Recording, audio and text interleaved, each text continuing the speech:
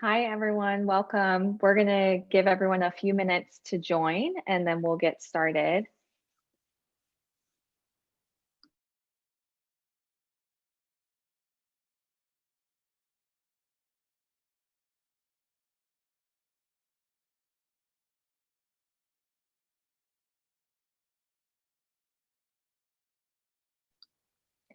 And for those of you who are just joining, we will get started at 12:05 with the event to allow time for some late arrivals.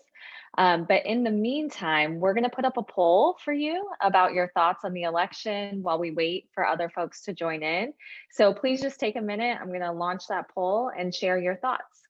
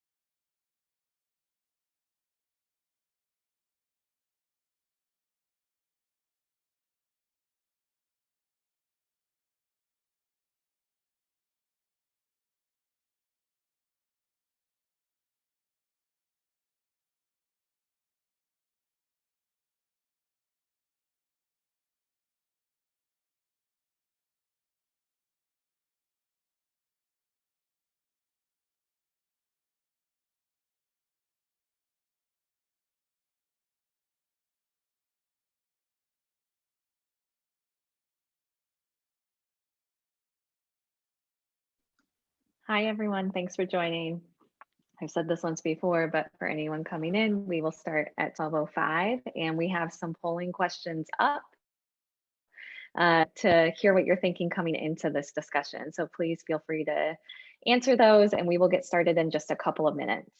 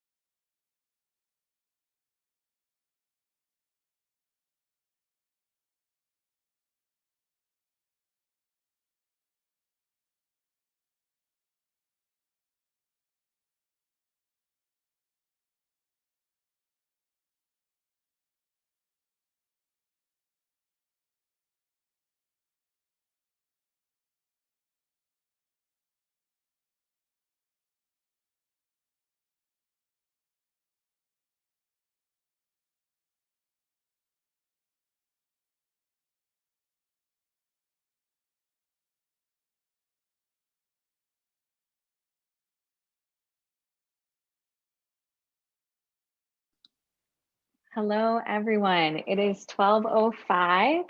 So I'm going to go ahead and get us started. I'm going to end the poll. So thank you to all of you that voted. We can see that obviously, like most of us, many of us were focused on the presidential election, with a few of you thinking about state props and local races. And it seems pretty evenly split between the propositions that surprised you. So I'm really looking forward to getting into this conversation today and sharing with you what comes next.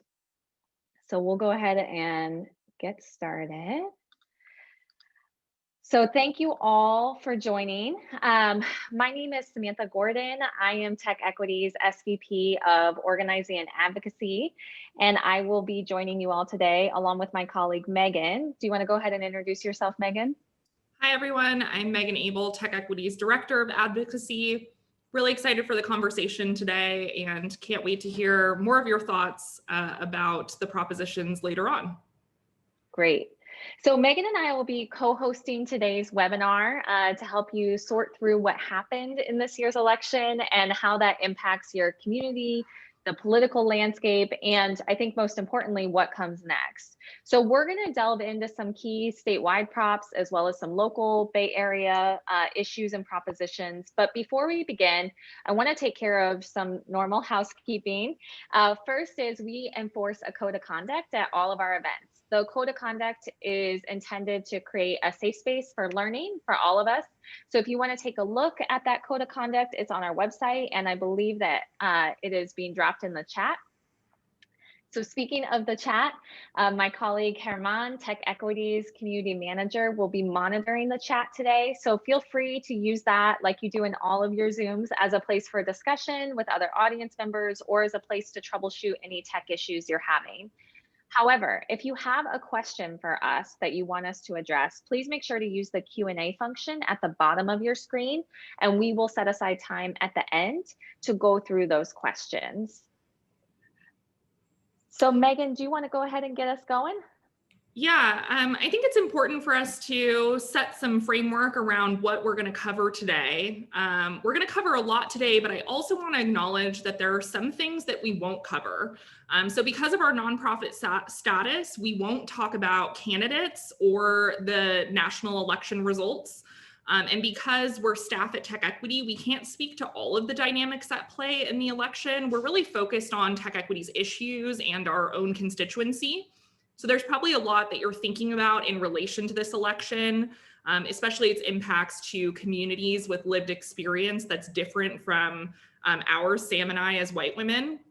And those are incredibly important impacts to discuss as a part of unpacking all that has occurred this election. And we encourage you to check out some similar events from other organizations that can better speak to those directly impacted and share their own lived experiences.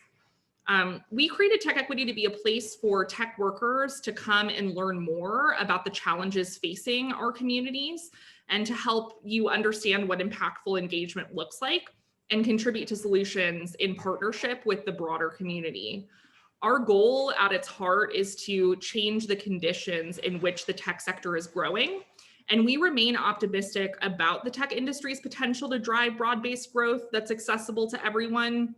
But there's a lot to learn from this election about how far we have come and how far we still have to go in meeting that vision of a tech economy that offers opportunity and prosperity to everyone.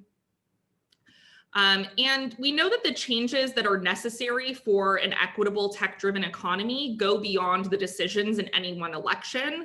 Bold and comprehensive policy change will be necessary to ensure the systemic change we need.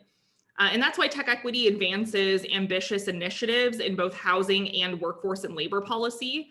And we see these two as holding the key to moving towards that equitable tech-driven economy that we would all like to see.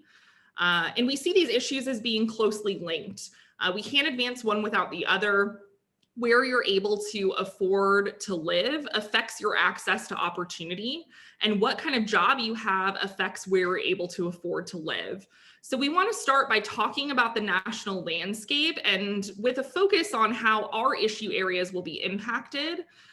So I'll pitch it over to you, Sam, to give us some framing about what we can expect to see from the federal government in the coming years and months.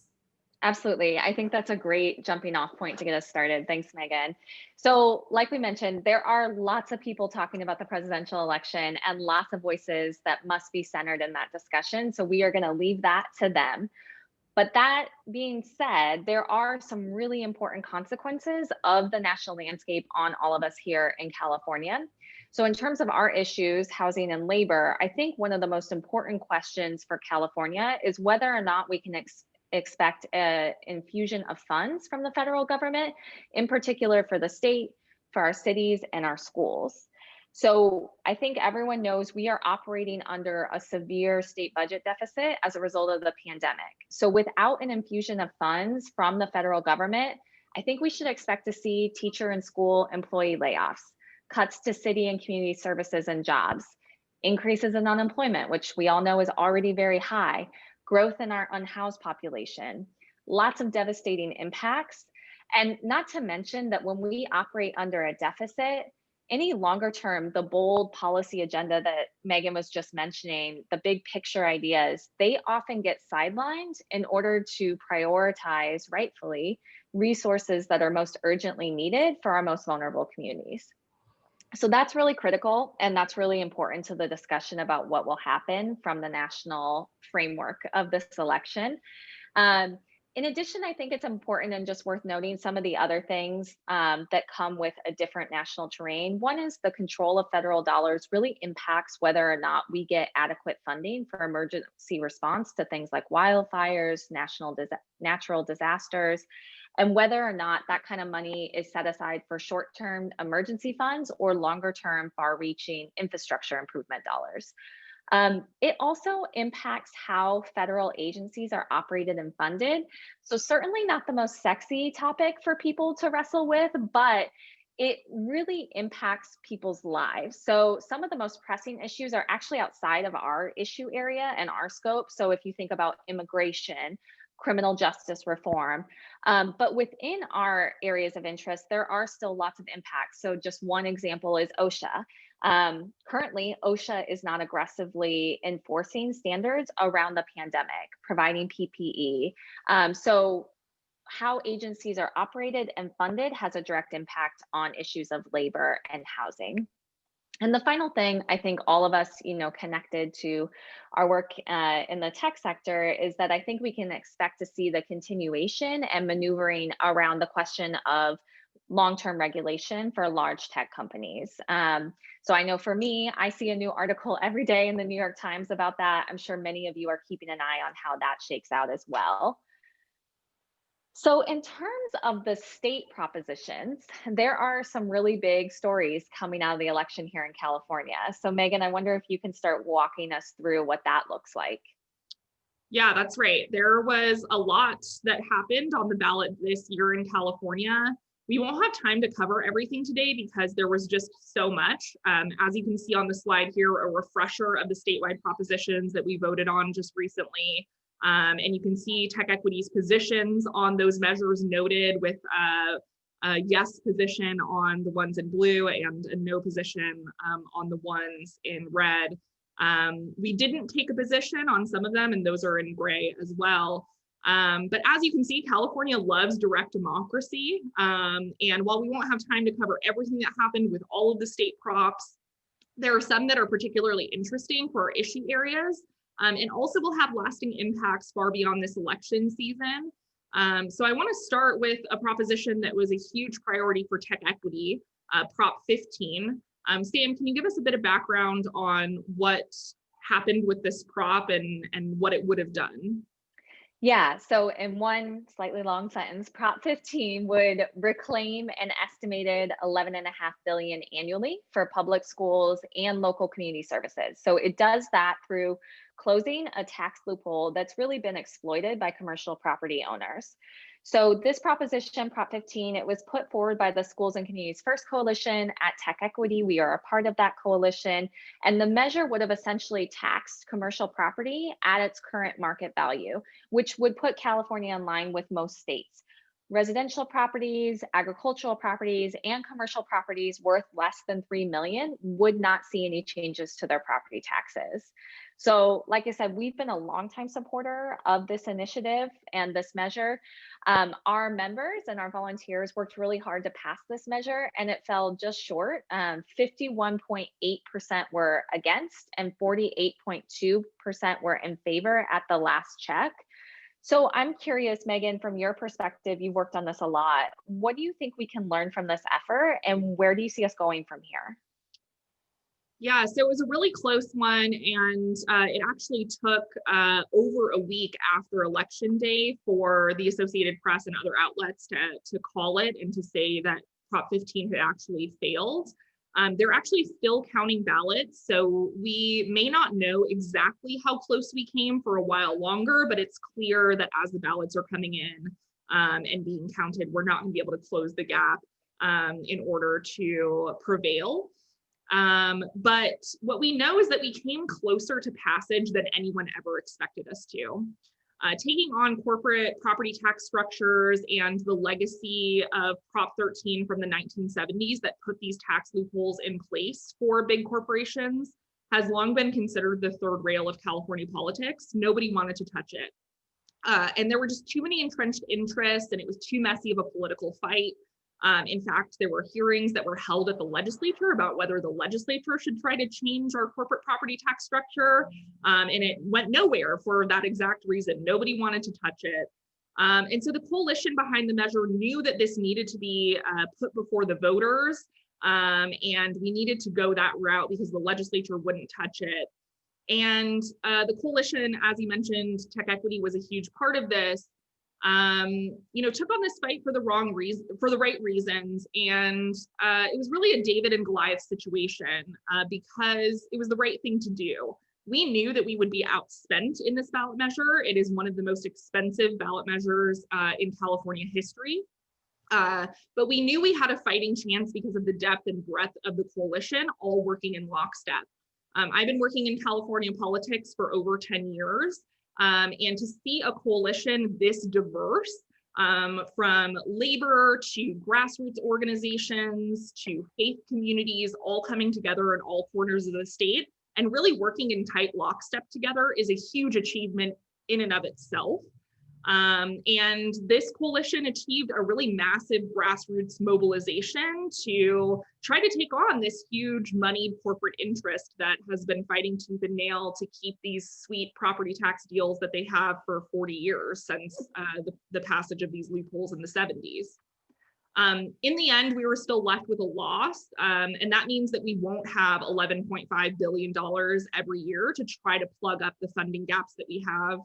You mentioned in the introduction that we're headed into 2021 with a $54 billion deficit, and none of the funding from Prop 15 will be available to try to alleviate some of that austerity that we might see.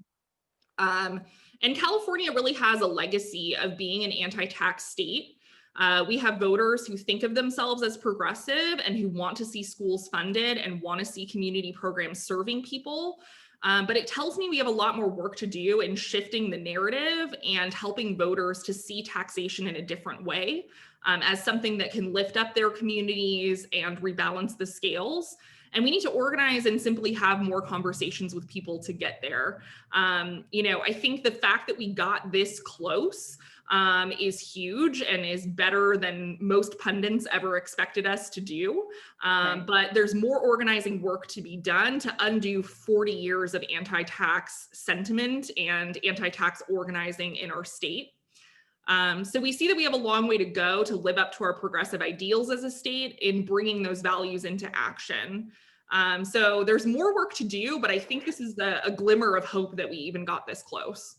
Absolutely. It's disappointing, but it's also exciting that it's moving in that direction. Definitely. So that's 15. Kind of moving to a few others, I think thankfully there are a few propositions that give us hope, right? With the passage of Prop 17 and the rejection of Prop 20. So I wondered if you could just talk some about what those measures were and kind of what the outcomes of them are. Yeah, so voters grappled with multiple measures that impact the criminal justice system and reentry and the like. So those propositions were Prop 17, 20, and 25. So I'll go over each of them, and then Sam, maybe you can give us some perspective on what they mean for us. Prop 17 would have allows people on parole to vote and run for public office. It was placed on the ballot by the legislature, and it makes it legal for people on parole to register to vote. It was passed by the voters with 59% in favor, so that was a very comfortable margin for passage. And it adds California to a list of 16 other states plus Washington, D.C. That allow people on parole to vote. And connected to this issue is Prop 20, which would have rolled back earlier reforms by expanding the list of offenses that can be charged as felonies and gives parole boards more freedom to deny early release. If it were to have passed, it would have allowed prosecutors to charge repeat or organized petty theft as felony, including folks who shoplift from grocery stores, ostensibly to feed themselves. It would require probation officers to seek tougher penalties, and it would more highly criminalize certain nonviolent offenses. Voters overwhelmingly rejected Prop 20, with 62% voting against recriminalizing non-serious crimes. And then finally, Prop 25 would have confirmed a plan passed by the legislature, which ends cash bail for pretrial incarceration, and instead uses judges' discretion coupled with an algorithm. Voters rejected Prop 25, so this allows the cash bail system to continue to stay in place in our state. So with these three measures, TechEquity took a position on two of the measures, Prop 17 and Prop 20, and not on the other, Prop 25. So Sam, can you talk about where these fit into the work for TechEquity and our reasoning for taking positions on some and not Prop 25? Yeah, I think if you look at criminal justice reform itself, it technically is outside of our issue areas, but I think anyone that's worked in this space knows that there are deep intersections of criminal justice reform to housing and labor issues that we work on at TechEquity. And because we're primarily focused on activating tech workers on those issues, and we are not led by systems impacted people, we take our lead from partners who are the appropriate leaders in the space of restorative and transformative justice. So we worked with them on our positions for Prop 17, Prop 20, and our non-position on Prop 25. That was their advice to us. So I think that our takeaway is that, one, it's extremely exciting to me, and I think to everyone, that voters in California have continued the recent trend of rejecting the politics of mass incarceration and the racism that's inherent in those systems. We are continuing to work on issues of reform through our Fair Chance Housing campaign and our system reset work. So if that's work that you're curious about or want to learn more about those intersections, I would encourage you to take a look at our website, and you can read more about those initiatives and the organizations that we've partnered with that are leading those efforts. So I want to shift us, if that's okay, and talk a little bit about Prop 21. So Prop 21 was a housing initiative. So to remind people on the call, this would have revised some of the existing statewide restrictions on rent control and given cities and counties the freedom to write their own rent control laws while holding on to a few of the rules that have helped with housing production. So this proposition failed to pass. 60% were opposed, 40% in favor. So to me, this is very important and very interesting because there is a precarious situation for so many renters and tenants around the state. So Megan, I'm wondering kind of what you think about what does the failure of this initiative mean for those who are living on the edge and facing a big eviction cliff this coming year? Yeah, so many local municipalities put in place eviction moratoriums and restricted landlords' ability to raise rents during the pandemic. But many of those local municipalities have already allowed those policies to expire. So we're already seeing some of this play out on the local level, where the beginning of the pandemic provided some safety net and some guardrails for tenants to prevent them from being displaced in the middle of a health crisis. But those protections have already run out in some places. San Francisco chose to not renew their eviction moratorium. And the state also put in place some protections, although the state protections for tenants during this time don't go as far as many of the local measures. That policy will expire this spring. So we're headed into 2021 in a position where Prop 21 has failed. Local municipalities can't expand protections for tenants much further than they've already done. And the state will see these safety nets that they've put in place expire. So there will probably be a big fight in the legislature this spring about whether or not those protections are renewed. I think in the long term, we need to think about preventing the slide into homelessness, and that takes funding. So one of the most effective ways to prevent homelessness and to save money on homelessness, because servicing someone once they're homeless is much more expensive, is to actually just prevent someone from becoming homeless in the first place. So we've seen programs that have great success on the local level, like rental assistance programs. Sometimes folks are just $200 short on their rent. And if the city can come in and give them that $200 for that month, that prevents them from being evicted and from sliding into homelessness. So having funding for these types of programs that actually save the city money in the long term by preventing homelessness from happening in the first place is huge. But again, with the budget deficit that we have, we're headed into austerity, and we're going to have to fight to make sure that those types of programs remain funded. In addition, we need in the long term to change the incentives in the housing market so that landlords don't feel like it's in their interest to evict people. It's interconnected as well, the nature of employment and federal funding that we receive for unemployment assistance. Unemployment assistance isn't forever. So people can be on unemployment for some months and then that unemployment runs out. And we also might see a second wave in the pandemic this winter that will cause, restaurants to shut back down. We see our neighbor in Las Vegas have just gone back into a 2-week lockdown because they're seeing spikes in cases. So if we experience this again, many more people will go through a second wave of steep unemployment. So all of these things are coming together this winter and this spring, and advocates are watching closely to see where this is all headed and to fight to make sure that programs that support people remain funded.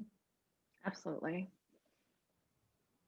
Since we kind of talked about labor a little bit and unemployment insurance for people that might be out of work again, one thing that's connected to this is the battle around Prop 22.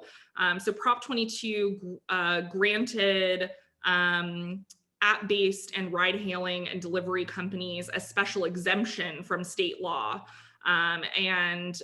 State law was requiring them to treat those folks as employees. And because of the passage of Prop 22, they can instead treat these folks as independent contractors. So Sam, you've got a background in labor. You were a labor organizer for a long time. So I'm hoping you can frame up for us the implications for workers and how this is going to impact the state. Yes. Okay, so first and most importantly, the implications for workers at these companies with the passage of Prop 22, those implications are really huge. So I think one of the most interesting and frankly damaging pieces of this initiative is the impact on take-home pay for drivers. So this initiative was billed as paying workers 120% of minimum wage, but the part that wasn't included in a lot of the advertisements and commercials was this kind of clever new thing where they wrote in a new time designation called engage time. So engage time says that if a driver is available, signed into the app and ready, waiting to take rides, but not currently transporting a person, a food product, they're not going to be paid. They will only be paid while in transit for a customer. So this is a new way to skirt the existing minimum wage requirements for employees and could result in many of these drivers actually making less than minimum wage at the end of the day. So the UC Berkeley Labor Center estimated that drivers could take home as little as $5.64 an hour with the passage of this proposition. In addition to that, the initiative exempts these workers from the state law that you had mentioned, Megan, that designates them as employees of the companies that they're working for. And that designation is important because it would have ensured that they would receive the benefits of employment, like workers' compensation if they get in an accident on the job, unemployment insurance for when they're not working, like say in a global pandemic, and the right to choose whether or not to form a union. So those are, really important implications for the workers themselves. I think one piece that's really important and kind of overlaying this whole discussion on Prop 22 is the precedent that was set by how this initiative was passed. So we saw an incredible level of spending by these companies. I know, Megan, you mentioned earlier, Prop 15 was one of the highest spending initiatives in California history. The number one most expensive initiative in California's history is now Prop 22. So the support side, Uber, Lyft, Postmates, lots of those companies, they spent at last count as of election day, 204 million for their side, and the opposition spent 20 million. So this is the most money that's ever been spent on a ballot initiative, not just in this election, in history. So not only did they spend over 200 million, the companies also used their customer list and asserted that they would need to leave California if this proposition passed, and explicitly asked for their customer support on Prop 22. And I'm sure many of you saw the articles that came out with drivers sharing that they weren't able to sign in to take rides without reading the company's talking points on the proposition and clicking through to provide the company data on whether or not the individual drivers support Prop 22. So this method of both writing your own law via initiative, spending unlimited cash, and using your customer list and employee platform to ask for political support is really unprecedented in politics here in California. So these companies, bought their way out of a law they didn't like. And I think the fact that it worked means that we can expect to see more of this from companies. And that's just worth us knowing, right? All of us on this call.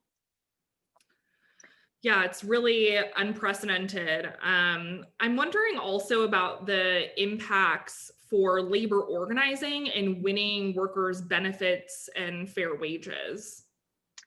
Yeah, I think the facts are that the initiative closed the legal pathway for these workers to be able to choose whether or not to form a union and collectively bargain with their employer. On top of not being able to choose whether or not a union makes sense for them, it also made it so that they have to now get a supermajority, 7/8, not just a supermajority, 7/8 of the legislature to change any of the terms laid out in this initiative. I've been like you, I've been doing labor organizing for 13 years. I've never seen a requirement like that. So I think we should expect to see probably some litigation around that point, maybe others within the provision of this initiative. I don't think people are just going to be cool with that 7/8 majority. In terms of organizing, I think that Prop 22 highlights something that all of us know, which is that the expansion of employment arrangements like these is part of an overall political and economic landscape that's not working for a lot of people. A lot of workers are just vulnerable because they're working low wage, no benefit jobs like the ones at question in Prop 22. And we've seen that throughout the pandemic, right? Gig workers aren't the only ones. Since 2008's economic recession, most of the jobs that have been created in the job growth are low wage jobs with little to no benefits. So the impact on our economy is really clear. Inequality is at its highest point, right? We all know, since the Great Depression. So I think one of the things that's, worth thinking about from an organizing frame is that we can't just solely expect workers to keep taking on these David and Goliath fights and hoping that people power outweighs the massive financial resources that corporations have. I think it's also time for us to think bigger about what the public sector could do to help fill those gaps in the labor market. So we're seeing really interesting pilots here in California.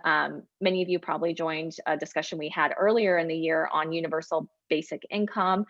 So we're seeing pilots like that in Stockton, in Compton, that are working to equalize the playing field, not as a way to replace wages, which employers still need to provide, but to provide additional income that's no questions asked, no requirements, just funds to help families and individuals get by in the most expensive state in the country.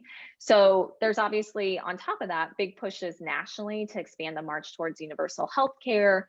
There's a lot of discussions about the ways we can make benefits portable from job to job.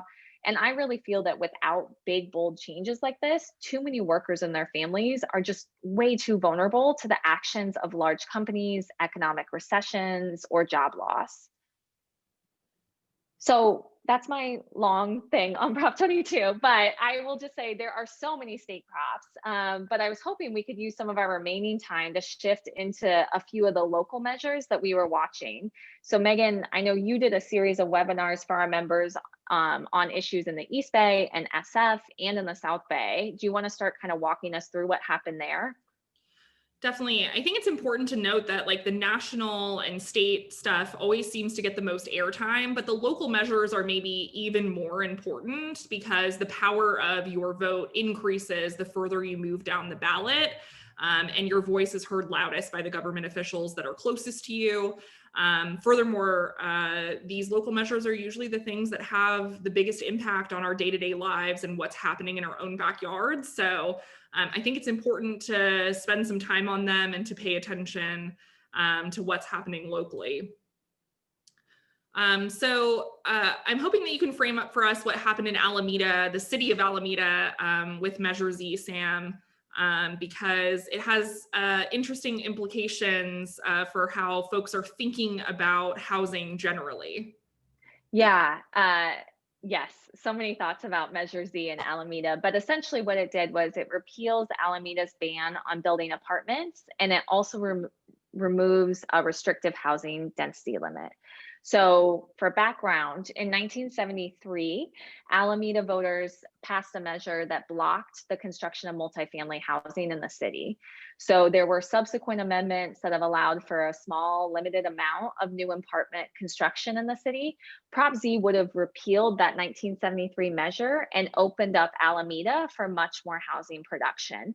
Prop Z would have also gotten rid of a limit on housing density in the city that makes it really challenging to build multifamily housing in the few areas that are currently allowed in Alameda. So this means that the projects made possible by repealing the ban would be more viable and more likely to actually get built. So I wondered, I think the defeat of this measure was surprising to a lot of folks. And I wondered, Megan, if you can talk to us about that measure and kind of what happened with it. Yeah, I mean, banning apartment buildings is a really effective way to keep communities segregated and redlined. And what's surprising about this is that you wouldn't think that that's what's in the hearts and minds of, Bay Area voters in the city of Alameda. You wouldn't think that somebody looks at Measure Z on the ballot and says, I want to keep communities of color and low-income people out of my neighborhood. But at the same time, single family homes are the most expensive to build and therefore the most expensive to purchase and out of reach to many low income people. So effectively, if you don't have apartment buildings in your city, you are greatly limiting the diversity of your city. And the values of wanting to be inclusive versus sort of the rubber meets the road of this measure shows us that there's a disconnect between the values of voters and the progressive ideals that they think they stand for, and not understanding how that plays out in the decisions that we make on policies like these. So I think there's a connection between Measure Z and what we saw happen with Prop 15, where voters consider themselves to be progressive, but when it comes time to vote on, increasing taxes, or it comes time to vote on allowing apartment buildings in their community, they vote the opposite way. So that's a difficult nut for us to try to crack and to figure out how to craft a campaign and craft a message that helps voters to understand that they have to bring those values into action by voting in favor of passing something like Measure Z. Absolutely. Yeah, it's, I think, the story of this election here in California, actually. So moving us across the bridge, we did have some wins in San Francisco this election when it comes to housing, right? So why don't we start with Measure I, which was an increase on the transfer tax, which is assessed during the sale of a property. So can you tell us, Megan, what does Measure I mean for everyday people in San Francisco like us or our members? Well, it doesn't mean much for our members in a direct sense in terms of purchasing a home. This proposition only applies to property sales greater than 10 million. I'm guessing that no one on this call is planning to purchase a $10 million plus property anytime soon. If you are, consider becoming a donor to TechEquity. But the proposition does give us an injection of funding that's sorely needed for rental assistance and the construction of affordable housing. So I spoke earlier about how we're coming up on this eviction cliff where local eviction moratoriums and moratoriums on raising rent are expiring. The safety net that the state has put in place will run out unless we renew it in the spring.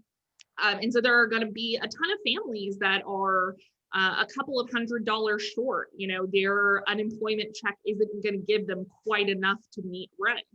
And so having rental assistance programs funded is incredibly important at this juncture, because that means the city of San Francisco now has a pot of funds that they can use in order to give people that $200 or $300 that, you know, stands between them and potentially eviction and homelessness.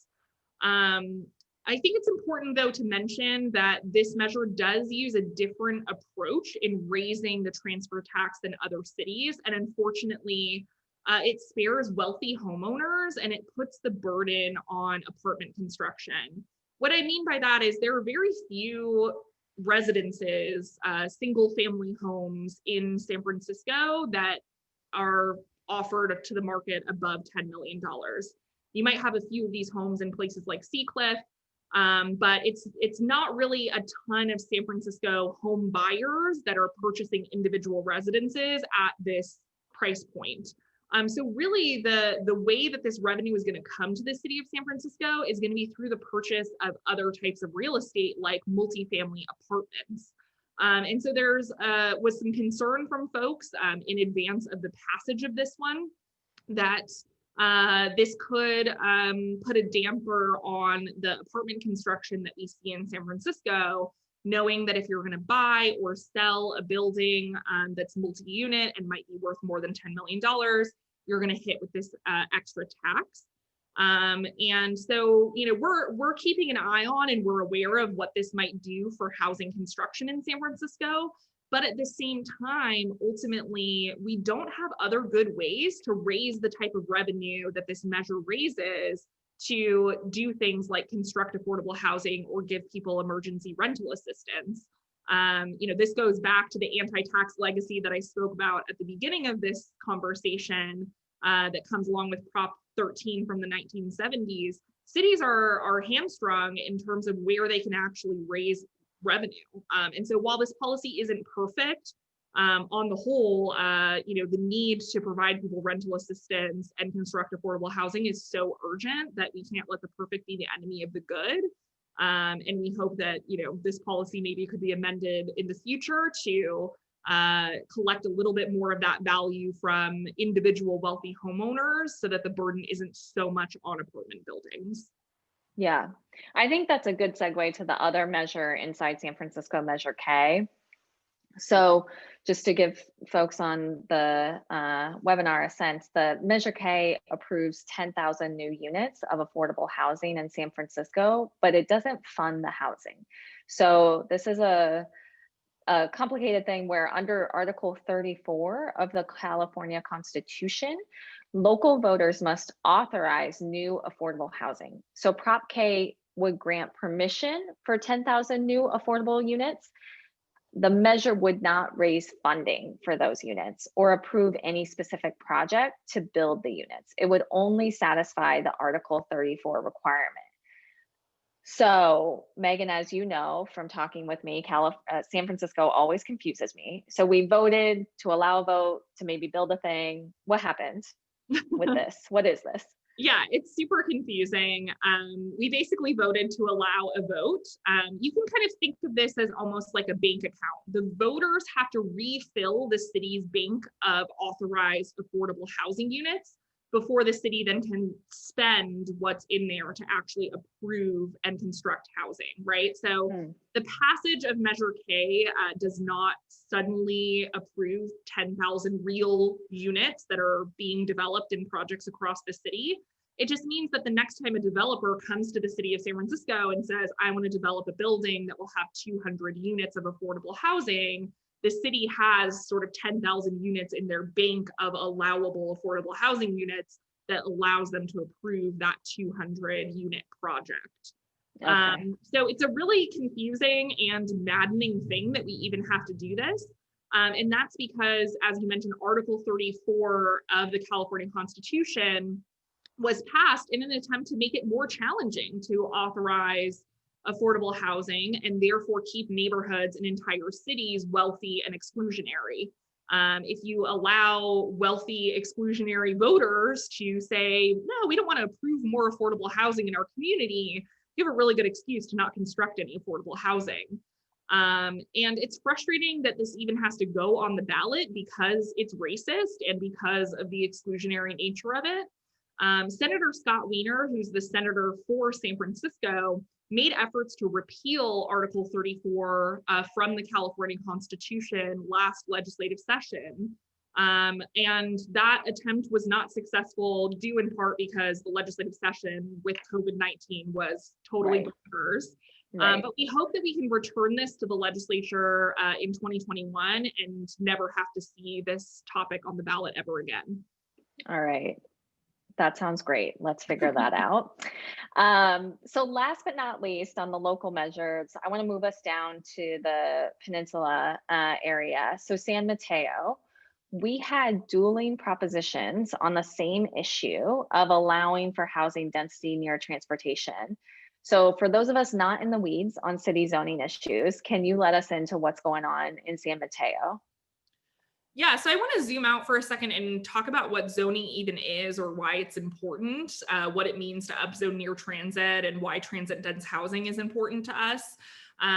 Zoning has a lot to do with what our cities look and feel like, whether or not your neighborhood is walkable and whether or not you have a corner cafe that you can visit down the street from you, or if you have just acres and acres of single family homes and you can only drive to a cafe that's 10 minutes away, right? So zoning really is incredibly important in terms of the feel and the walkability of your neighborhood. But even more important than that, how your neighborhood looks, zoning also helps to determine who can live in your neighborhood as well. So we talked about this with Alameda Measure Z. What these measures would have done, they were sort of dueling measures on the same topic. One of the measures was put forward by the city council, and that was Measure R. It would have supported upzoning near transit. And what that means is instead of limiting the zoning to only allow single story or two-story single family detached homes, it would have allowed taller and more dense, meaning more units per square foot, of housing near transportation. And this is really important because, again, apartments are more affordable to build than single family homes. So it would allow for a lower rent price for folks that need a more affordable place to live. And it's incredibly important that it's near transit for the mobility of people who sometimes need to commute long distances in order to get to work. Being able to have your apartment very close to transit, again, makes your community more accessible and more navigable for you, even if you can't afford to own a vehicle. So the city council proposed this measure that would have allowed upzoning near Caltrains, near the public transit system that we have in the South Bay. Citizens were not happy about this idea of having more density in their neighborhoods, and so they proposed a countermeasure that would allow the status quo to continue, which is very low height limits and very little density near transit. And so the weird thing that happened with this one is that they both failed. So where does that leave us? Right. So, I mean, I think that's the question, right? Is if they both failed, what does that mean? Because you're pointing to this issue across lots of local areas. And, if anyone was listening to the national discussion, there was a lot of talk about multifamily housing density. So what do you think this means, Megan, for this coming legislative season? Well, it's interesting because state legislatures like Scott Wiener, who represents San Francisco, basically has predicted this and has said, we can't trust local cities to actually force themselves to upzone and to force themselves to build more dense housing. Even when the city council is in support of upzoning near transit, we see voters vote it down. And they do that because they believe that their home values will stay higher if they keep their cities more exclusionary. So Scott Wiener, for the past several legislative sessions, has introduced bills that would force cities to upzone by doing that on a statewide level. And he's proposed many different versions of this, which again has been incredibly difficult to pass. And so we expect to see Scott Wiener continue this drumbeat and introduce another bill in the 2021 legislative session that would upzone near transit. And so even though the city of San Mateo was unsuccessful in doing this on the ballot, the state might swoop in and force them to do it anyway if Scott Wiener is successful in the state legislature. So TechEquity has been monitoring these efforts to upzone near transit across the Bay Area and on a state level, and we've been involved in advocating for upzoning near transit. So we'll continue on that pathway in the 2021 legislative session. And be sure to stay tuned to our materials, both our newsletter and our events, to learn more about those bills as they come to fruition and as we track them and advocate for them through the legislative process. Absolutely. And just looking at time and making sure we have some time for questions, is there anything else before we move into Q&A that you want to share that people should be aware of for 2021 in California? I know you just mentioned the work that Scott Wiener is doing. Is there anything else you would say people should pay particular attention to? Yeah, I think that one thing that's interesting for us as we continue to grapple with the impacts of COVID, and that is both in terms of the fiscal impacts that the pandemic is having on the state. I mentioned earlier that we're headed into the 2021 legislative session with a huge budget deficit. And so we really have a choice now in the legislature about whether or not we want to change the paradigm in terms of where we raise revenue and from who, or if we want to head into austerity and make a bunch of cuts because we refuse to recapture some of the revenue that's missing from folks that can afford it, like wealthy corporations. So we'll need to look into how we're going to fund programs and fight to make sure that programs that need funding stay funded. I already mentioned this eviction cliff that we're headed towards in the spring. So there'll be another fight in the legislature about whether or not COVID eviction protections are extended. And I expect that we'll also see some backlash from the Prop 22 fight. I don't think that labor advocates are going to take this lying down. So it'll be interesting to see what they come back with, whether it's acts of the legislature or through the courts. So those are all some interesting fights for us to pay attention to in the upcoming legislative session.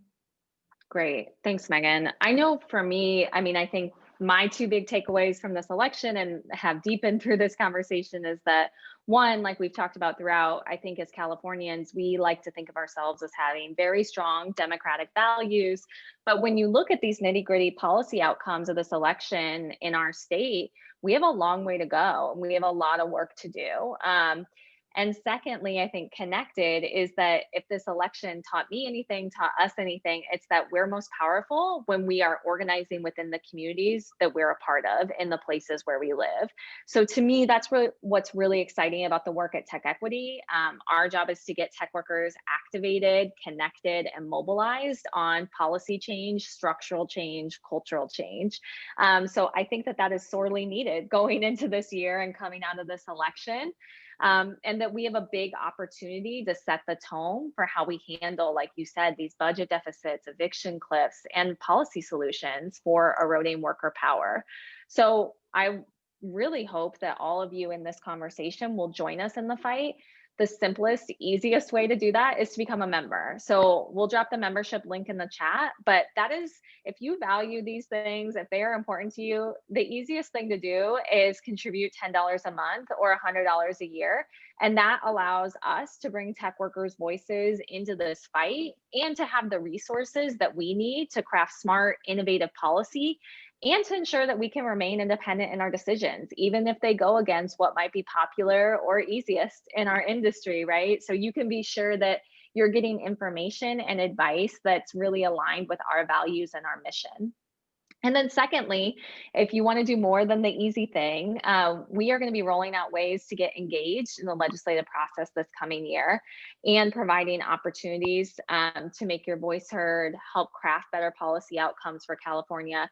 So you should stay up to date on that by reading our emails, joining our Slack, and you can feel free to reach out to Megan or myself directly, and Herman will drop our emails in the chat if that's something you're interested in.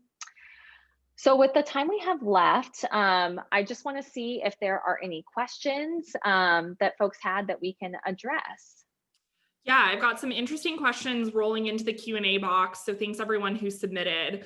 I'm going to kick off with a question from Lee, who asks, do you think the passage of Prop 22 and the conception that large tech companies bought the law, or at least an exemption from the law, will affect the public discussion around and undermine support for California's initiative system? So we've got kind of a broader framing question around direct democracy. Do you want to take a crack at that one, Sam? Yeah, that's a really interesting point. I had the same thought because there's conversations happening on all sides, right? Whether you consider yourself the worker side, the company side, about how do we campaign through the initiative system. So I think that we don't know the answer, but that is a very valid question and one that I think is going to continue to percolate amongst our politics. And like I said, if I'm correct that this Prop 22 sets a precedent for company campaigning, what does that mean for the proliferation of that? And does that fully undermine the value of our proposition system?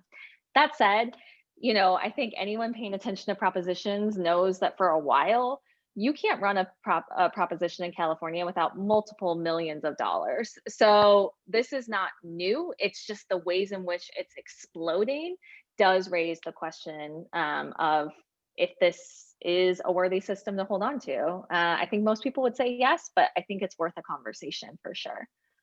Yeah, I mean, I think it's interesting, studies have shown that more often than not, the candidate or the proposition that has the most money and spends the most money wins. So it's often not an issue of who has the best policy. It's more of an issue of who can grab the airtime, who can spend the money on ads. And having this new channel of pushing those advertisements essentially directly through an app onto the phone of folks is a new thing in the landscape. I think part of this also is solving for what is sometimes a lack of courage in the California legislature. Often we see things go onto the ballot, and this connects to a question from another audience members who asks if issues that failed at the ballot can be addressed via legislation. And the answer is more often than not, yes. The California Constitution does require that some things go before the voters, including things like raising taxes. But there are a ton of issues that can be addressed through the legislature. And sometimes it just comes down to whether or not legislators have the political courage to take on the tough fights. It's often easier for them to say, this is messy. I might get some backlash for touching this or for talking about this. So let's just shove it on the ballot. And then I can say, not my fault, the voters decided. So we also need to be engaged and push our legislators to have that political courage and demand of them that if they're going to be our representative, they have to represent us. And so that's part of what TechEquity does in our work to do direct lobbying of legislators, to meet with them, and to put our members' voice in front of legislators as well. And so we need to do more of that work, and we need to scale that work in order to ensure that our legislators are making smart decisions, even when general voters who have less information are not making smart decisions. I think we have time for maybe one final question, and I've got one in here from a TechEquity member, Marin, who says, why do you think voters voted so overwhelmingly to pass Prop 22? And are there connections between the passage of Prop 22 and the failure of Prop 15? So that's an interesting question kind of around voter sentiment coming into this election. Yeah, I mean, there has been interesting articles written about the exit polling coming out of Prop 22 and some of the less formal exit polling, but surveying voters. And they're finding that the majority of voters thought they were helping drivers. They thought they were providing provisions for increased minimum wage, better benefits, flexibility, because that's how the proposition was sold to, citizens, right? If you watch the commercials, they have, the head of the NAACP, and that's a very complicated topic, talking about how good this is for our Black community, talking about what benefits these will provide. So I think a lot of voters felt like they were doing the right thing in supporting Prop 22, and didn't understand some of these more technical, less talked about, frankly hidden provisions within the proposition that really tell the full story. So that's my sense from sort of reading what is coming out after the fact, and from seeing how they were campaigning. The question on the tie to Prop 15, I think that that's also one where people are thinking they're doing the right thing. So Prop 15, even though it would have hit, and Megan could give the statistics better than me, the majority of companies that would have been, had change in their taxes as a result of Prop 15 were very large, very big corporations. The thing you heard Prop 15 talking about was small business. Even though there was a small business carve out, even though there were all sorts of protections for small business, they didn't campaign around the people they were most worried about. They campaigned around small business. So many voters think that they are helping these businesses that are already in dire straits from the pandemic. So I think, rather than, ascribing malintent to voters who voted this way, the better thing is to look at what is the messaging of the campaigns, because if you pay attention to that, it's often telling half or even a quarter of the full story. And so that's why it's so important, I think, for organizations like TechEquity and others to really peel back the onion and show you the full story of each of these initiatives. Well, we're at time. We're a little over time, actually. So we're not going to have time to get to every single question. But if you have questions that didn't get answered, because we had so much rich discussion to have today, again, you can feel free to email Sam or myself. We'd love to hear your thoughts and to learn more about you and how you want to get involved with this work. So feel free to drop us a line, and we'd love to continue the conversation after the webinar. Thanks, everyone. Thanks, everyone.